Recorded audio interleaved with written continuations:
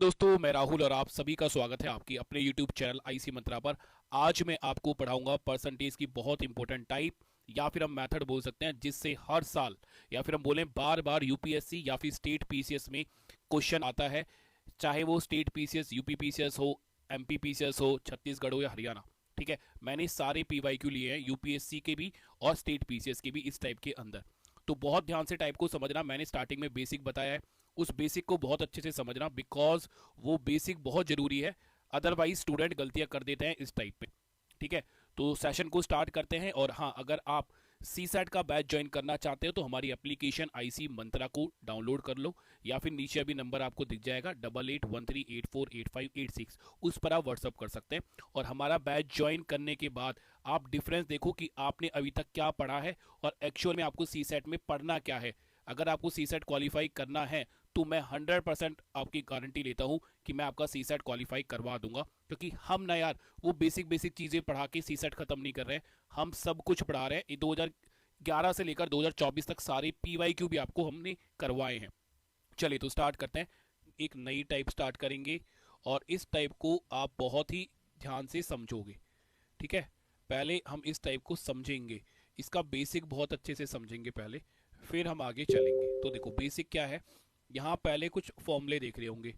Expenditure मतलब खर्च बराबर होता है कीमत गुना में खपत। ठीक है, तो ये expenditure equal to price into quantity है। एरिया मतलब कि क्षेत्रफल बराबर है लंबाई गुना में है ऊंचाई। वॉल्यूम का मतलब आयतन बराबर है लंबाई गुना में है चौड़ाई।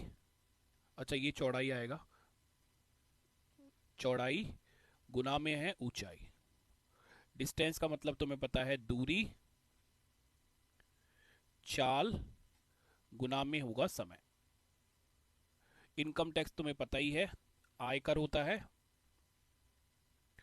बराबर है आय गुना में है कर प्रतिशत।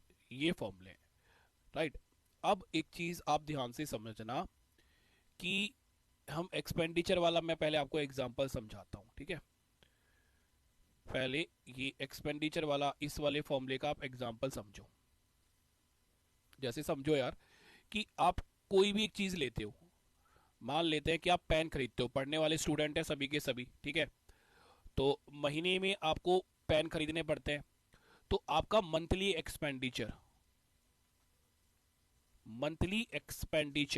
जो आप पेन पर खर्च करते हो, वो मैं मान लेता हूं 20 रुपए खर्च करते हो आप। ठीक है, कि पूरे एक महीने में 20 रुपए आप पेन पे खर्च करते हो, 5-5 रुपए के। मान लो 4 पेन या 4 रुपए का एक पेन है, और आप 5 पेन ले आओगे तो 5 पेन में पूरा महीना निकल जाता है। ठीक है, और एक पेन का प्राइस कितना है? प्राइस है पेन का, मान लेते हैं अभी 4 रुपए। एक पेन आपको 4 रुपए का मिल रहा है, 4 रुपए पर पेन। तो यहां अगर मैं आपसे ये बोलूं कि यार देखो, यहां लिख रहा हूं मैं ओरिजिनल और यहां पर मैं लिख रहा हूं न्यू। ठीक है, तो अगर मैं आपसे यहां प्राइस लिखवाऊं पेन का, तो अभी आप पेन कितने का ले रहे हो? 4 रुपए का। यार 4 रुपए का एक पेन है, टोटल एक्सपेंडिचर है 20 रुपए। तो 20 रुपए को 4 से डिवाइड करोगे तो आप कितने पेन खरीद पाओगे? 5। तो यहां मैं लिख रहा हूं क्वांटिटी,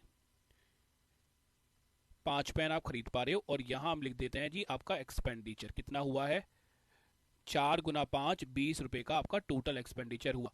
एक पेन आया है 4 रुपए का, 4 रुपए का पेन था, 5 पेन आपने खरीदे और 20 रुपए आप खर्च करते हो। अब मान लो कुछ महीने के बाद जो पेन का प्राइस है ना वो बढ़ जाता है, पेन का जो प्राइस है वो बढ़ा दिया जाता है, और अब आपको पेन मिल रहा है 5 रुपए का। ठीक है, बट आप स्टूडेंट हो, घर से भाई उतना ही पैसा आता है जितना पहले आता था। तो अब आप क्या करोगे कि जी आपका जो एक्सपेंडिचर है ना पेन पर, वो 20 रुपए ही रहता है, वो नहीं बढ़ा सकते आप। ये कांस्टेंट है कि जो खर्चा हो रहा है ना पेन पर, वो 20 रुपए का ही होगा। उस 20 रुपए को हम नहीं छेड़ सकते। ठीक है, उस 20 रुपए को हम लोग नहीं छेड़ सकते। तो अब क्या होगा? अब ये होगा कि सर 5 रुपए का एक पेन आ रहा है, 20 रुपए हम टोटल खर्च करते हैं, 20 को 5 से डिवाइड करोगे कितना आएगा? 4। तो अब मैं 4 पेन खरीद पाऊंगा। तो 5 रुपए का एक पेन था, 4 पेन खरीद पा रहे हो, खर्चा कितने का हो रहा है? 20 रुपए का। तो हमने क्या देखा कि खर्चा कांस्टेंट है, खर्चा हमने नहीं बदला। तो हमने यहां पर एक चीज समझी कि जब प्राइस बढ़ा, अगर हमारा अगर हमारा एक्सपेंडिचर कांस्टेंट होता है, अगर एक्सपेंडिचर कांस्टेंट होता है, या फिर मैं बोलूं कि जो खर्च है वो अगर कांस्टेंट होता है, तो यहां हमने एक बात समझी कि सर प्राइस बढ़ने पर क्वांटिटी क्या हो गई? क्वांटिटी कम हो गई। पहले प्राइस कितना था? 4, तो हम कितनी क्वांटिटी लेते थे? 5, 5 पेन ले पा रहे थे। अब प्राइस बढ़ गया तो क्वांटिटी घट गई, ठीक है। अब 5 रुपए में 4 ही पेन खरीद पा रहे हैं। तो इसको हम बोलते हैं इनवर्सली प्रोपोर्शनल रिलेशन। इसे ही इनवर्सली प्रोपोर्शनल रिलेशन बोला जाता है कि एक चीज बढ़ जाने पर जब दूसरी चीज घटती है तो इसको इनवर्सली प्रोपोर्शनल रिलेशन बोला जाता है। जैसे कि मान लो यार, अभी तो टमाटर बहुत ही सस्ते हैं, लग रहा है मुझे 15 रुपए या 20 रुपए किलो होंगे। बट एक टाइम ऐसा था कि जब टमाटर 100 रुपए के मिलते थे, 100 रुपए किलो, 200 रुपए किलो टमाटर चले गए थे, तो क्या होता था? या तो हम बहुत ही कम लेते थे कि एक आध टमाटर में काम चला लेंगे, या फिर हम क्या करते थे, या फिर हम टमाटर खाना हमने छोड़ ही दिया था। क्यों? क्योंकि हमारा जो खर्चा है ना वो हमने बराबर कर रखा था टमाटर पे, कि हम 40 रुपए या 50 रुपए का ही खर्चा करेंगे, इससे ज़्यादा हम टमाटर पे खर्चा नहीं करेंगे। तो जैसे ही प्राइस बढ़ गया टमाटर का, तो क्वांटिटी हमें कम खरीदनी पड़ी। और प्राइस जैसे ही घट गया, अब टमाटर हो रहे हैं 10 रुपए किलो या 15 रुपए किलो, तो हम दबा के टमाटर खा रहे हैं, ठीक है। तो ये क्या होता है? इसको हम इनवर्सली प्रोपोर्शनल रिलेशन बोलते हैं कि अगर हमारा एक्सपेंडिचर बराबर होता है तो प्राइस और क्वांटिटी में इनवर्सली प्रोपोर्शनल रिलेशन होता है।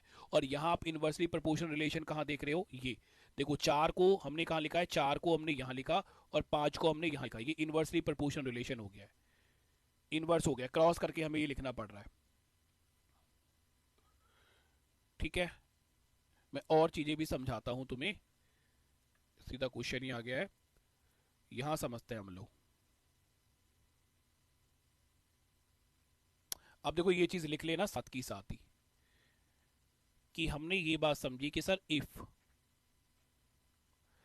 एक्सपेंडिचर इज कांस्टेंट, कांस्टेंट का मतलब है जिसे बदला नहीं जा सकता, या फिर मैं लिख दूं सेम रहे, तो उस केस में हम क्या बोलेंगे? उस केस में हम बोलेंगे सर प्राइस इनवर्सली प्रोपोर्शनल हो जाती है क्वांटिटी के। इसको इनवर्सली प्रोपोर्शनल रिलेशन बोलते हैं, ये इनवर्सली प्रोपोर्शनल रिलेशन का सिंबल है। और एक्सपेंडिचर का हमारा क्या फॉर्मूला था?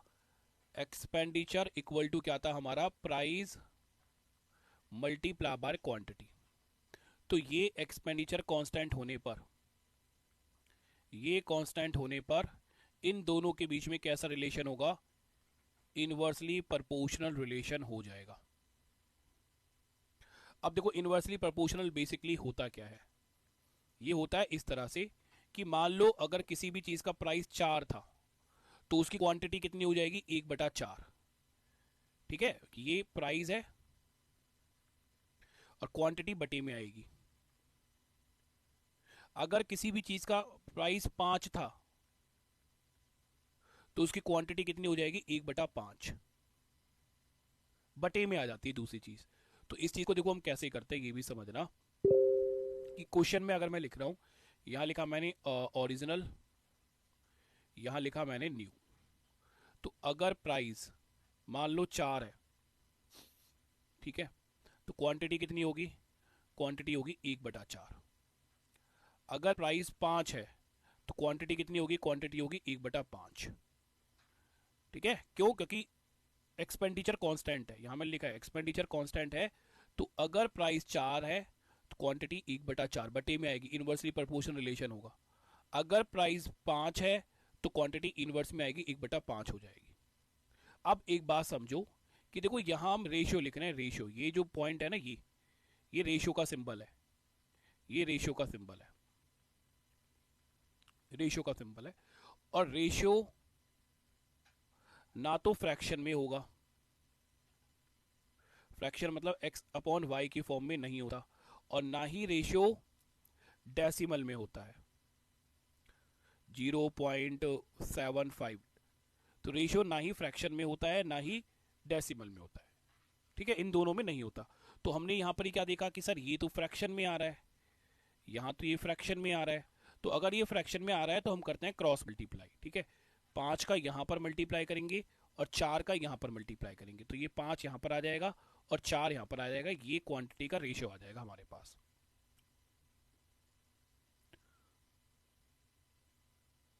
एक बार इसको नोट करो, फिर मैं इसको शॉर्ट में बताऊंगा। और यहाँ तक कोई बात अगर आपको लग रहा है कि सर मुझे डाउट है, ये बात मुझे समझ में नहीं आई है, तो वो आप पूछ सकते हो, मैं चांस दे रहा हूँ तुम्हें, ठीक है। कोई बात पूछनी है तो पूछ लो अभी।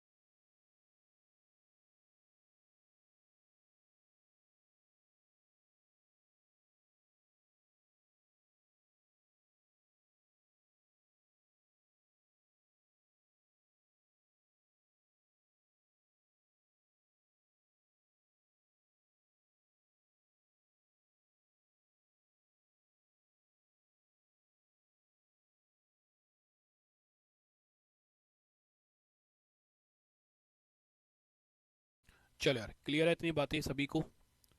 और भी एग्जांपल मैं देता हूँ, पहले ये सारी चीज़ें एक बार नोट कर लो आप। इसका कहाँ यूज़ होगा वो भी समझेंगे अभी।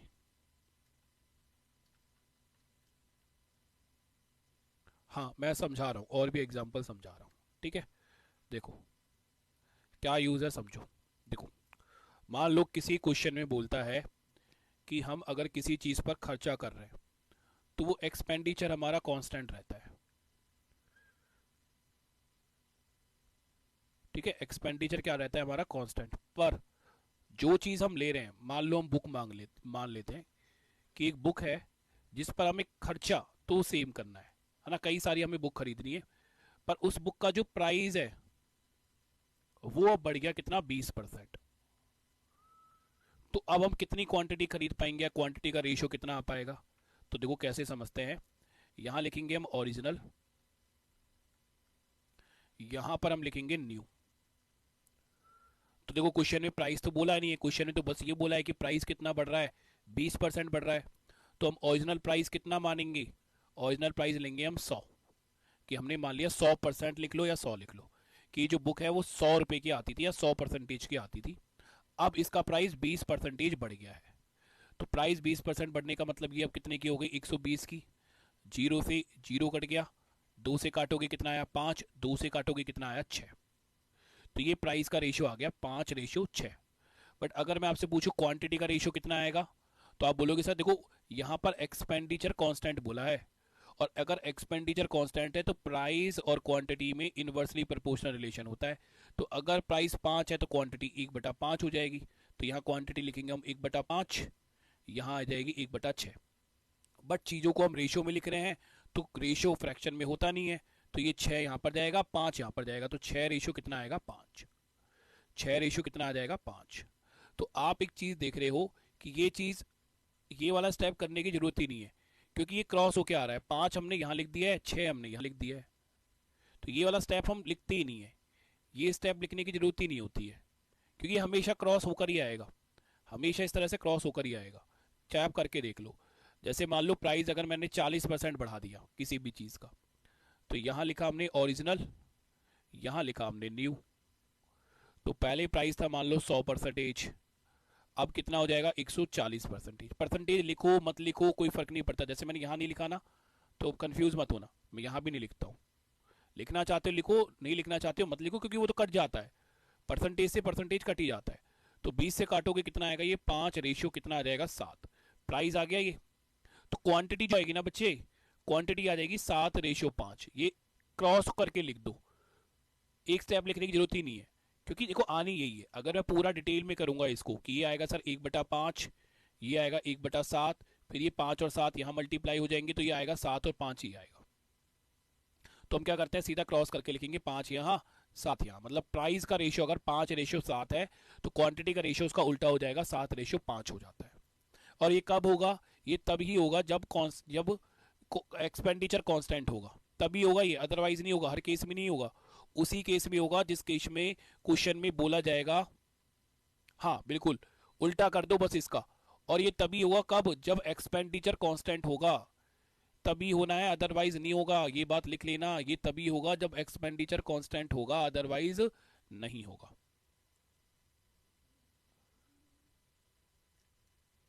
ठीक है, अब देखो क्वेश्चन में कराता हूं, तो क्वेश्चन में सब चीजें अभी आपको समझ में आ जाएंगी। जैसे ये हमारा पहला क्वेश्चन है, इस क्वेश्चन में क्या बोल रहा है, the price of sugar decrease by 25%। चीनी की जो कीमत है वो 25% गिर जाती है। एक व्यक्ति उपयोग में कितने प्रतिशत की वृद्धि करे ताकि उसका खर्च ना परिवर्तित हो। जो उसका एक्सपेंडिचर है, there is no change in the expenditure, expenditure पर कोई फर्क नहीं पड़ना चाहिए।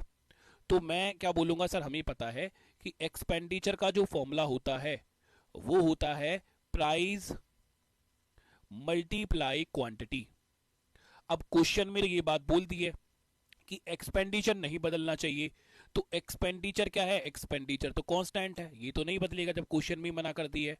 तो प्राइस में और क्वांटिटी में कैसा रिलेशन होगा, इनवर्सली प्रोपोर्शनल रिलेशन होगा। क्यों, क्योंकि एक्सपेंडिचर कांस्टेंट है। अगर एक्सपेंडिचर कांस्टेंट ना होता तो इनके बीच में इनवर्सली प्रोपोर्शनल रिलेशन भी नहीं होता।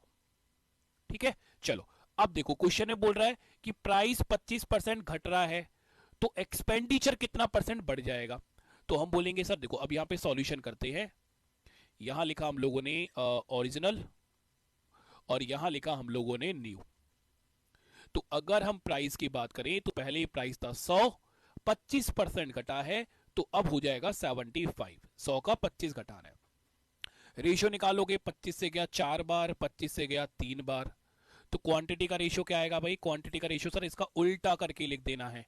कितना आएगा 3, और कितना आ जाएगा 4। क्यों लिखा है, मैंने 3-4 बार आपको समझा दिया है कि उल्टा करके हमने ऐसा क्यों लिखा। ठीक है, तो अब क्वेश्चन में बस ये पूछ रहा है कि क्वांटिटी को कितना परसेंटेज बढ़ाया गया है। तो देखो ओरिजिनल का मतलब है पहले, पहले आप कितनी क्वांटिटी यूज करते थे 3, पहले क्वांटिटी कितनी यूज करते थे 3, नहीं मतलब अब कितनी कर रहे हो 4। तो मान लो पहले आप 3 किलोग्राम चीनी लाते थे घर में उतने ही रुपए में, अब उतने ही रुपए में चीनी की कीमत घट गई है, तो उतने ही रुपए में अब 4 केजी चीनी लेके आ रहे हो। तो पहले लेते थे 3, अब खा रहे हो 4, कितनी बढ़ गई 1 केजी। 1 केजी ज्यादा चीनी खा रहे हैं, कितने पर, पुरानी वाली चीनी पर।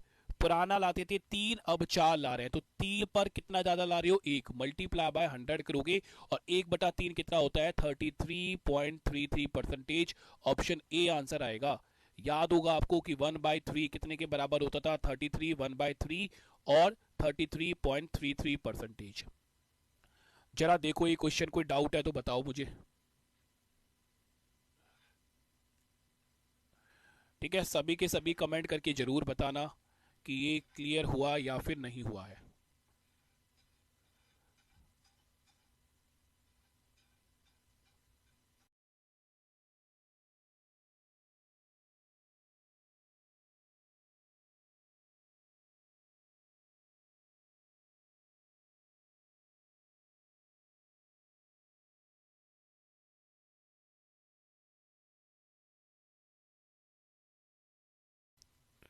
ठीक है, और सब लोग भी बताओ भाई, सभी के कमेंट अभी नहीं आ रहे हैं। हर एक बच्चा बताएगा इट्स क्लियर और नॉट।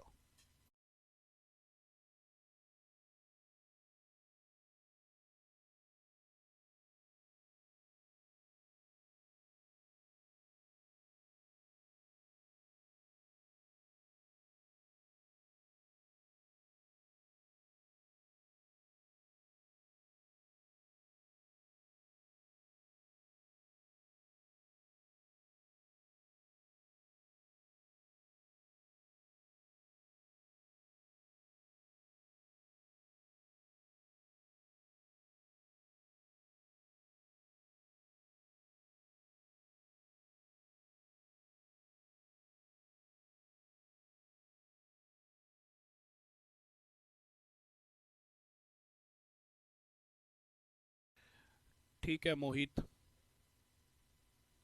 काजल, ज्योति, ठीक है, क्लियर है ना। और भी क्वेश्चन करेंगे बिल्कुल ऐसे, ठीक है, जैसे ये वाला क्वेश्चन है।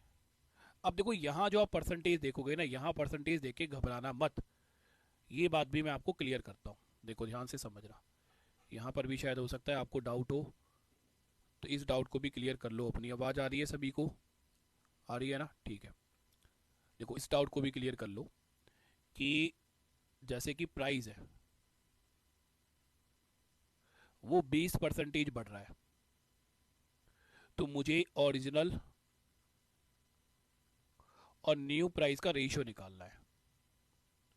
तो हम क्या करते थे कि सर ये 100 है और ये 120 है, इसका रेशियो निकाल लेंगे, कितना आएगा 5:6, ऐसे निकालते थे।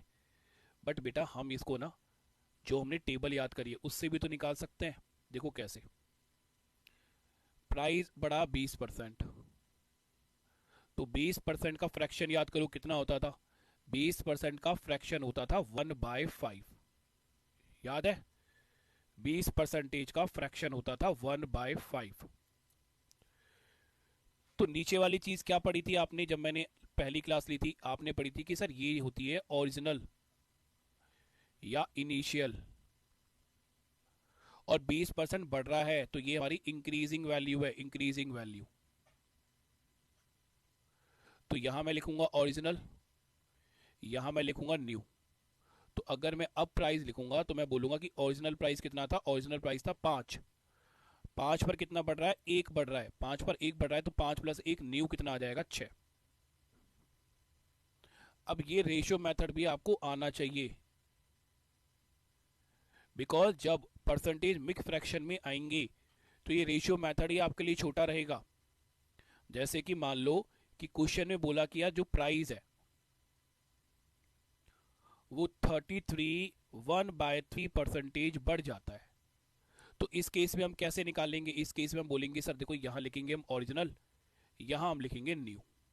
तो पहला जो हमारा प्राइस था वो था 100, और अब बढ़ के कितना हो जाएगा 133 1/3। अब इसको सॉल्व करने में टाइम लगेगा ना बच्चे, कैसे टाइम लगेगा, देखो पूरा सॉल्व करना पड़ेगा। ये यहाँ ये कितना आएगा 100, फिर यहाँ मल्टीप्लाई करेंगे 33 से, 3 को 133 से, तो ये आ जाएगा हमारे पास 3 9 9, और ऊपर 1 है तो ये जुड़ेगा +1 बटे में कितना आएगा 3, तो ये आएगा 100, ये आएगा 400 बटे में 3, यहाँ लिख रहा हूँ मैं आगे। अब ठीक है, अब हमें पता है कि रेशियो फ्रैक्शन में नहीं होता है, तो ये 3 यहाँ जाकर मल्टीप्लाई होगा, तो ये कितना आएगा 300, और ये कितना आएगा 400। फिर हम देखेंगे सर 2 जीरो से 2 जीरो कैंसिल, ये रेशियो कितना आएगा 3:4। तो ये छोटी सी चीज के लिए मुझे इतना कुछ लिखना पड़ रहा है, इस छोटी सी चीज के लिए मुझे इतना कुछ लिखना पड़ रहा है। बट अगर रेशियो आता है मुझे, तो यही सेम चीज अगर मैं रेशियो मेथड से करूंगा तो मुझे कम टाइम लगेगा, कि मुझे पता है कि सर 33 1/3% कितने के बराबर होता है, 1/3 के बराबर होता है। 3 क्या है, हमारी ओरिजिनल वैल्यू है, अगर इंक्रीज हो रहा है तो ये हमारी एक क्या है, इंक्रीजिंग वैल्यू है, और अगर डिक्रीज हो रहा है तो ये हमारी डिक्रीजिंग वैल्यू है। ठीक है भाई, अगर इंक्रीज हो रहा है तो इंक्रीजिंग वैल्यू, अगर इंक्रीज हो रहा है तो इंक्रीजिंग वैल्यू, डिक्रीज हो रहा है तो डिक्रीजिंग वैल्यू। तो यहां लिखेंगे हम ओरिजिनल, यहां लिखेंगे हम न्यू। तो ओरिजिनल था 3, न्यू कितना आएगा 3 + 1 4, 3 + 1 4। तो यहां हमें ये 1 2 3 4 5 लाइन लिखनी पड़ रही थी, वहां ये हमने एक लाइन में ही कर लिया। ठीक है, वहां हमने ये एक ही लाइन में कर लिया।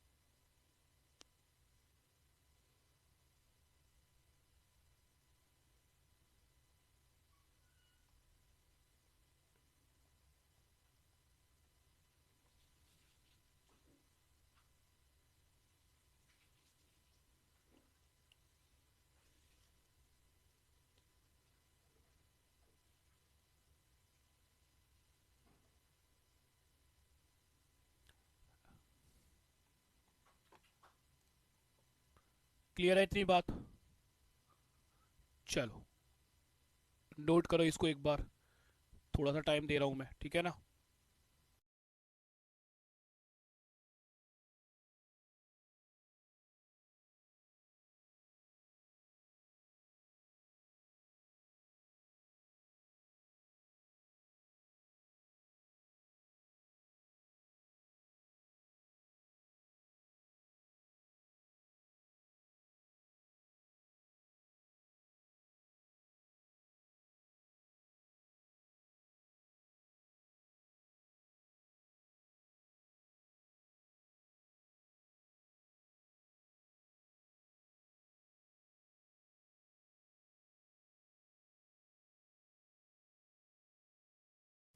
चलिए यार ठीक है, तो अब ये वाला जो क्वेश्चन है ना, इस नेक्स्ट क्वेश्चन पर फोकस करो। इस क्वेश्चन पर देखो, इस क्वेश्चन में क्या बोला गया है, एक बार ये बात भी समझो। इस क्वेश्चन में बोल रहा है प्राइस जो है ना चीनी की, वो 14 होल्ड 2/7% डिक्रीज कर रहा है। डिक्रीज के लिए मैं माइनस यूज कर रहा हूं, डिक्रीज, ठीक है, कमी आती है। और क्वेश्चन में बोल रहा है कि एक्सपेंडिचर में कोई चेंज नहीं है, नो चेंज, एक्सपेंडिचर कांस्टेंट है। तो कंजप्शन, कंजप्शन मतलब खपत, कितना परसेंटेज बढ़ जाएगी। तो 14 होल 2/7% कितने के बराबर था, याद करो, 1/7 के बराबर होता था, ठीक है। टेबल आपके सामने होनी चाहिए, टेबल में लिखा होगा 1/7, और 1/7 होता था 14 होल 2/7% और 14.28% के बराबर। तो इसको मैं कितना लिख सकता हूं, -1/7। माइनस क्यों लिख रहा हूं, क्योंकि डिक्रीज हो रहा है। अगर इंक्रीज हो रहा था तो क्या लिखते, प्लस लिखते, तो क्या लिखते, प्लस लिखते। तो 7 क्या है, 7 है हमारा ओरिजिनल, और 1 क्या है हमारा डिक्रीजिंग वैल्यू, और ये ओरिजिनल वैल्यू है। तो यहां हम लिखेंगे ओरिजिनल, यहां पर हम लिखेंगे न्यू। तो अब अगर प्राइस लिखेंगे तो प्राइस कितना बोलेंगे कि पहले 7 था, 7 पर 1 घट गया है, तो अब कितना हो गया, 6। अब यहां लिखेंगे हम क्वांटिटी, तो क्वांटिटी उल्टी हो जाएगी, 6 से यहां पर कितनी आ जाएगा, 7। बस ऐसे करके लिख दिया है। क्यों लिखा है, क्योंकि एक्सपेंडिचर कांस्टेंट है। तो अब हमसे पूछ रहा है कि क्वांटिटी कितना परसेंटेज बढ़ा दिया जाए, है ना। By what percentage can a person increase the consumption, consumption लिखो या क्वांटिटी लिखो, एक ही बात है। तो पहले कितने का कंजप्शन था या क्वांटिटी थी, 6, अब कितनी मिल रही है, 7। कितना बढ़ गया, 1 बढ़ रहा है, 1। तो आंसर कितना आएगा, 6 पर 1 बढ़ रहा है, मल्टीप्लाई बाय 100, और 1/6 कितना होता है, 16.66% के बराबर। ऑप्शन सी क्या होगा हमारा, बिल्कुल सही आंसर हो जाएगा। Option C is a right answer.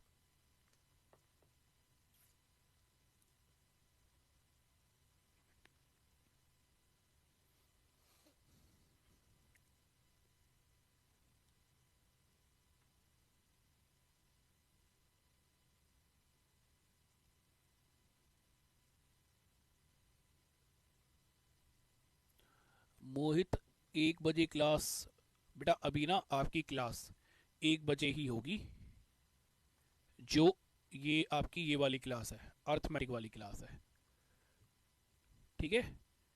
तो अभी तो 1 बजे क्लास करेंगे हम कुछ दिन, और जो क्लास होगी ना वो आपकी 1 से 1:30, या फिर हम करेंगे 1 से, सॉरी ये 1:30 बोल रहा हूँ, 2.5, 1.5 घंटे की, या फिर हम करेंगे 3 बजे तक। तो क्लासेस का जो टाइमिंग होगा वो 1.5 से 2 घंटे का भी क्लासेस का टाइम रहेगा आपका।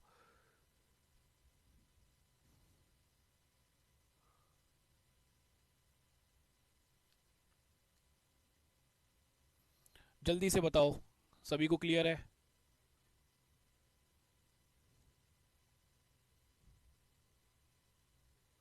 चलो बताते रहना तुम लोग, नेक्स्ट क्वेश्चन पर चलते हैं हम लोग।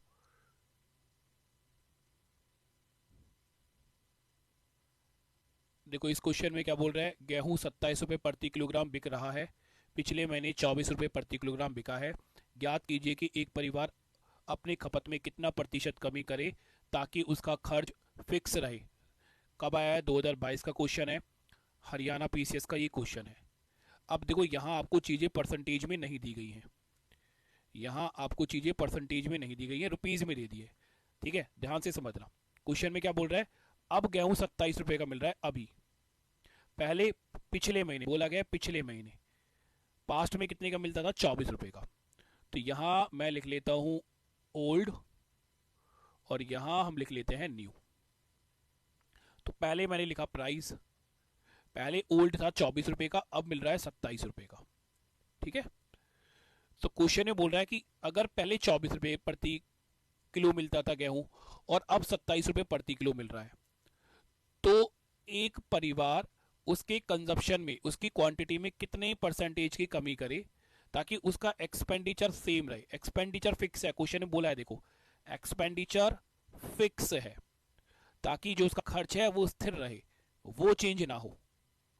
तो अगर पहले प्राइस 24 था, 24 से 27 हो गया है, तो क्वांटिटी कितनी होगी बेटा, क्वांटिटी हो जाएगी सर 27 से 24, 27 से 24। तो क्वांटिटी देखो कितनी घट गई, खपत कितनी घट गई। पहले वो लेते थे 27 केजी गेहूं, अब ले रहे हैं 24, तो 27 पर कितनी घट गई, 3 घट गई सर, 3। पहले 27 केजी गेहूं खा जाते थे, अब 3 केजी कम खा रहे हैं, तो हम क्या बोलेंगे कि 27 पर 3 घटी है, गुना में 100 करेंगे, ये 1 गया, ये 9 गया। अब टेबल देखो कि 1/9 कितने के बराबर होता था, 11 सही 1/9 परसेंटेज के बराबर, या फिर होता था 11.11 परसेंटेज के बराबर।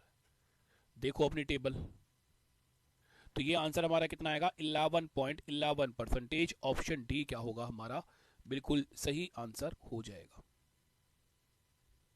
Option D.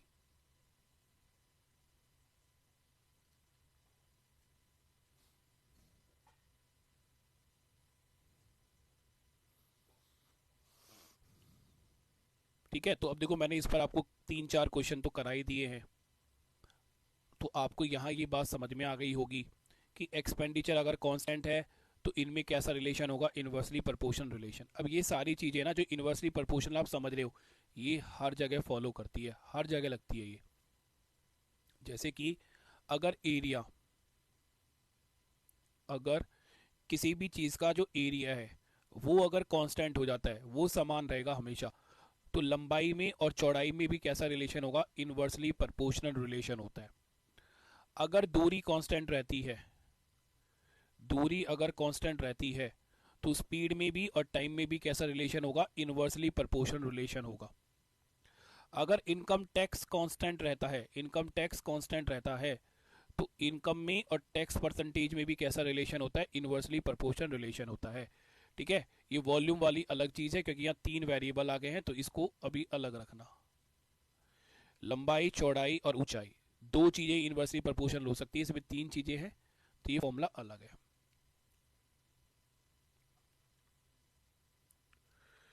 तो देखो एक और क्वेश्चन करते हैं।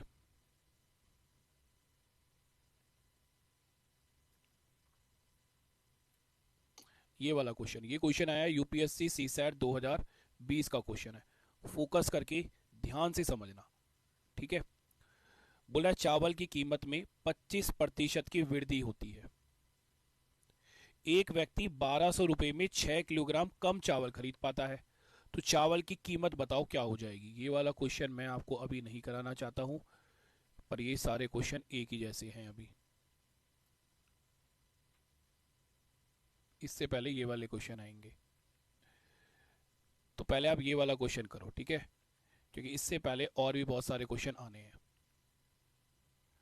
पहले ये वाला क्वेश्चन करो, इससे पहले फिर ये वाला क्वेश्चन करेंगे। ठीक है, तो पहले इस क्वेश्चन पर फोकस करो, स्टेप वाइज चलते हैं। अब इस क्वेश्चन में क्या बोला है, चावल की कीमत 35% गिर जाती है, 35%। ठीक है, तो how much extra quantity of rice can be bye.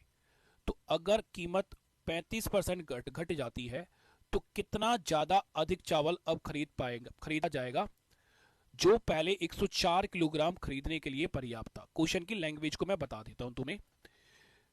देखो, जो चावल है ना, उसका जो प्राइस है वो 35% घटा दिया जाता है।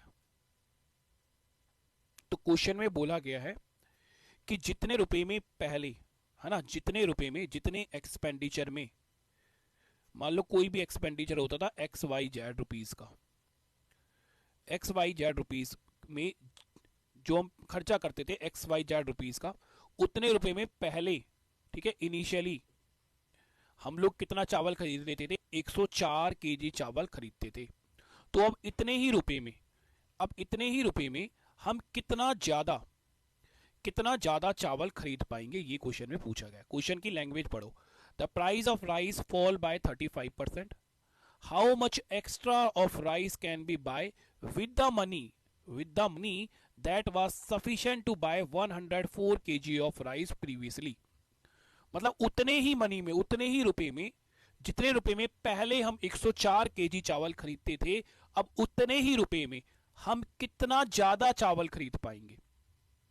तो इस बार परसेंटेज में चीज नहीं पूछी कि कितनी खपत बढ़ गई है या कितनी खपत घट गई है, इस बार केजी में पूछा है। और ऑप्शन भी आप देखो केजी में ही आपको देखने को मिलेंगे कि कितना ज्यादा चावल खरीद पा रहे हो आप। और एक्सपेंडिचर बराबर है। देखो इस बार क्वेश्चन में डायरेक्ट नहीं बोला उसने कि एक्सपेंडिचर कांस्टेंट है, घुमा फिर आके बोल रहा है कि उतने ही रुपए में, जितने रुपए में हम 104 केजी खरीदते थे, उतने ही रुपए में अब हम कितना ज्यादा चावल खरीद पाएंगे। मतलब खर्चा तो नहीं बदला, पहले भी उतना खर्चा करते थे और अब भी उतना खर्चा करते हैं। तो इसका मतलब है एक्सपेंडिचर तो क्या है, एक्सपेंडिचर कांस्टेंट है। और अगर एक्सपेंडिचर कांस्टेंट है तो प्राइस और क्वांटिटी में कैसा रिलेशन होगा, इनवर्सली प्रोपोर्शनल रिलेशन होगा। राइट, लैंग्वेज समझे ना क्वेश्चन की। हमेशा क्वेश्चन में ये नहीं बोल देगा तुम्हें कि प्राइस कांस्टेंट है या प्राइस नहीं बदला जा सकता, घुमा फिरा कर भी बोलना बोलेगा। थोड़ा सा समझना पड़ेगा आपको चीजें।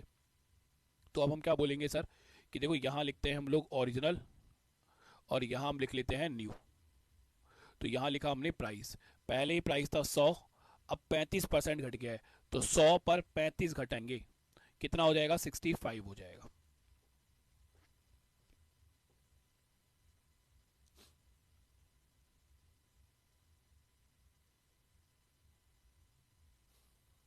ठीक है, कितना हो जाएगा हमारा, 65 हो जाएगा। ये प्राइस आ गया। अब क्वांटिटी की बात करते हैं। तो क्वांटिटी क्या हो जाएगी, इनवर्स हो जाएगी। क्यों, प्राइस कांस्टेंट है। कितना आएगा, ये 65, ये कितना आएगा, ये आएगा 100। सब प्राइस का रेशियो निकाल लेते हैं। बिल्कुल देखो 100 से गया ये कितनी बार जाएगा, 20 बार। 100 से ये कितनी बार गया, 5 से गया 1 बार, और ये आ गया 13। तो ये रेशियो आ गया हमारे पास। अब ध्यान से बात को समझना। पहले कितना केजी लेता था, 13 केजी, अब कितना केजी ले रहा है, 20 केजी। कितना रेशियो बढ़ गया है, 7 बढ़ गया, 7। कितना बढ़ गया, 7। बट क्या उसने बोला है कि पहले 13 लेते थे, नहीं, पहले तो वो 104 लेता था सर, 13 को ही लेता था। कितना लेता था, 104। तो हम यहां ये बोलेंगे, यहां पर हम ये बोलेंगे कि 13 रेशियो कितने के बराबर है, 104 केजी के बराबर है। ठीक है, हम क्या बोलेंगे, 13 रेशियो कितने के बराबर है, 104 केजी।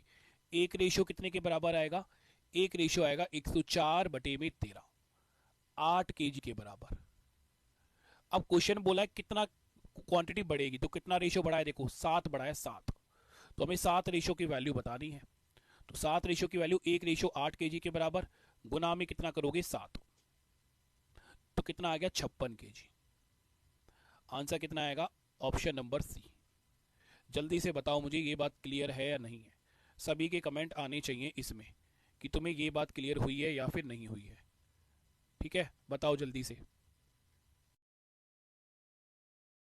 अगर आपको ये मेथड और क्वेश्चन समझ में आया है तो जरा सोचिए कि अगर आपके सारे कॉन्सेप्ट क्लियर हो जाते हैं तो सीसैट क्वालिफाई करना आपके लिए कितना आसान हो जाएगा। तो सीसैट की कंप्लीट प्रिपरेशन के लिए आप ज्वाइन कर सकते हैं हमारे पेड कोर्सेज।